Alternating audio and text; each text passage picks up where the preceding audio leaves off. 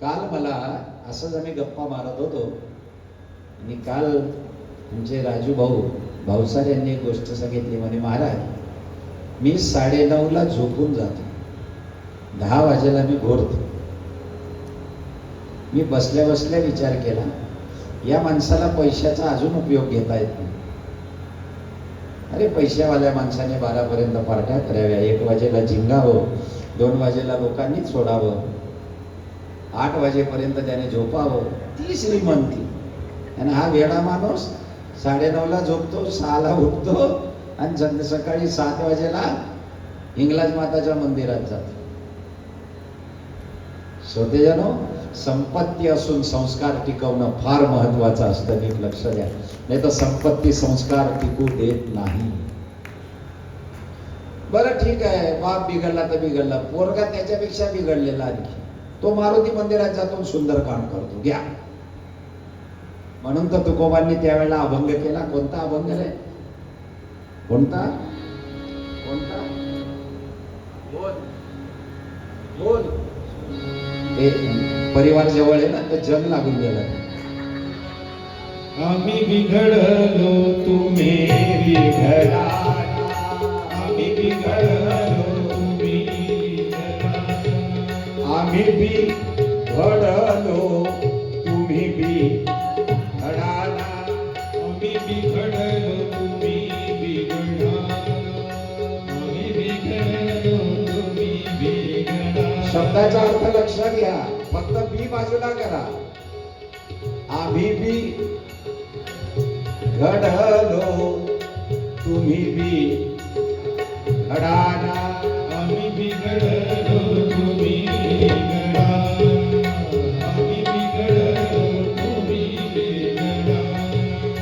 सागराचा संगे नदी बिघडली, सागराचा संगे बिघडली, नदी बिघडली, सागराची झाली, नदी बिघडली, सागराची झाली. तैसे बिघडाना, तैसे बिघडाना, तैसे बिघडाना, तैसे बिघडा. आम्ही बिघडलो तुम्ही बिघडाना, आम्ही बिघडलो तुम्ही बिघडा. देवाला भेटायची उत्सुकता, देवाजवळ जायची उत्सुकता. व्यास महाराज रडतायत. शोधे मुलांना उठवून दिला आणि सांगितलं की मुलांना जा, तुम्हाला सुट्टी आहे. आणि व्यास विचार करतायत की मला कोण मार्गदर्शन करेल.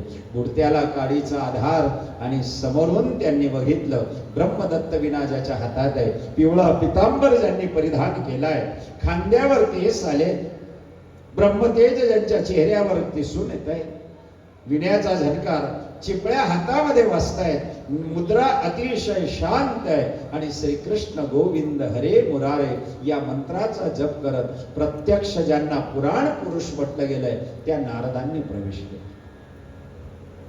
नारद महाराजांना पाहिलं आणि व्यास उठून उभे राहिले, नमस्कार केला. श्रोते, गुजरातीमध्ये एक म्हण आहे, आओ बेसो पिओ पाणी, आ तण्णी वातो काही वेचाती. आणि कोणी जर आला असेल तर आओ म्हणा, बसायला आसन द्या, प्यायला पाणी द्या. शहरातली ही पद्धत आता निघून चालली आहे. त्या दरवाजाला भिंगाचा काच असतो, ती बाई मधून विचारते, कोण आहे, कोण पाहिजे, घरी नाही त्या.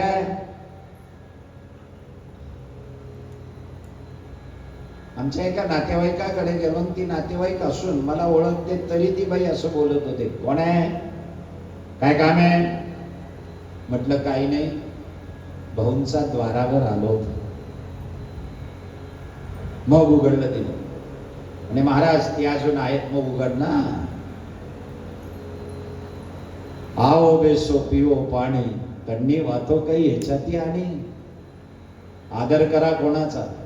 शब्दाचं दान सगळ्यात मोठं दान आहे. मी सांगणार आहे, ज्याला पैसा लागत नाही अशी 15 दानं मी सांगणार आहे. 1 नाही, 2 नाही, 3 नाही, 15 दानं करता येतात माणसाला. ज्याला 1 रुपया सुद्धा लागत नाही त्याच्यातलं हे दान आहे. आपल्या शब्दाने दुसऱ्याच्या मनाला प्रसन्न वाटेल असं बोलून त्याला शब्दाचं दान करणं, याला कुठे पैसा लागतो. पण लोक तेही नीट बोलत नाही हो. कंडक्टरकडे 2 रुपये बाकी असताना तरी वाया, आता ते 2 रुपये बाकी आहेत आपले त्याच्याकडे, सुटे नाहीत म्हणून त्याने दिले नाही. मग कसं बोललं पाहिजे? भाऊ तुझ्याकडे पैसे आले कधी? हा 2 रुपये नाही तर मी देते तुला 3 रुपये, 5 रुपयाची नोट असेल तर मला देऊन टाक. आणि नसतीलच तुझ्याकडे तर तुला लेकरं असतील ना, ग्लुकोजचा पुडा घे आणि माझ्याकडनं घे. किती मस्त बोलतायत. उतरण्याच्या आधी देऊन टाका, असेच लोकांचे पैसे देत नाही म्हणून कंडक्टरांचे घरं बांधले गेले. 2च रुपये कंडक्टरांची घरं बांधली गेली. शब्दाचं दान फार महत्वाचं आहे. ऐसी बोली बोलिए. कोयल किसको क्या देत है, कोयल कोणाला काहीच देत नाही, पण मीठी बोल के चिरचित हर लेत. और कौवा किसका क्या लेत है, लेकिन कड़वा बोल के उडा देत. कव्याला आपण उडवून देतो आमच्या घरावरून, कारण तो काव काव कर्कश बोलतो. कोकिळ किती सुंदर बोलतो. शब्दाचं दान. वाणी ऐसी बोलिए, वाणी ऐसी बोलिए. मनवा शीतल हो, मनवा शीतल होय, दूसरों को शीतल करे, आप हो शीतल हो.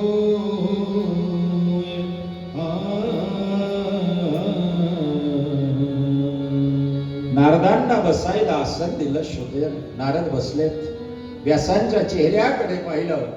व्यासा काय झालं तुला? आज तुझा चेहरा मलिन आहे. भागवताची कथा सांगते, चेहरा प्रसन्न ठेवा. घरात ज्या स्त्रीचा चेहरा घरात प्रसन्न असेल ना, तर कामावरून येणाऱ्या माणसाचा 50% थकवा तिला पाहून उतरून जातो. आणि जर तिचे केस असे विस्कटलेले, चेहरा उग्रण, डोळ्यात लाली, येऊ दे तुझ्या पप्पांना मग सांगते ना असा चेहरा ना, तो बॅग ठेवून बाहेर पडतो.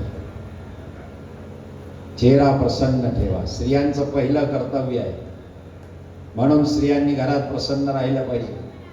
प्रसन्न चेहऱ्याने लक्ष्मी येत असते, प्रसन्न चेहऱ्याने शांती वाढत असते. प्रसन्न चेहरा पतीला, घरातल्या कमाई करणाऱ्या माणसाला आपल्या बोलण्यातून हृदयाला त्रास होता कामा नये. तुम्ही त्याला फ्रेश ठेवाल तर तो 2 पैसे जास्त आणेल. चेहऱ्याची प्रसन्नता फार महत्वाची आहे. उसको बढ़िया रखने का.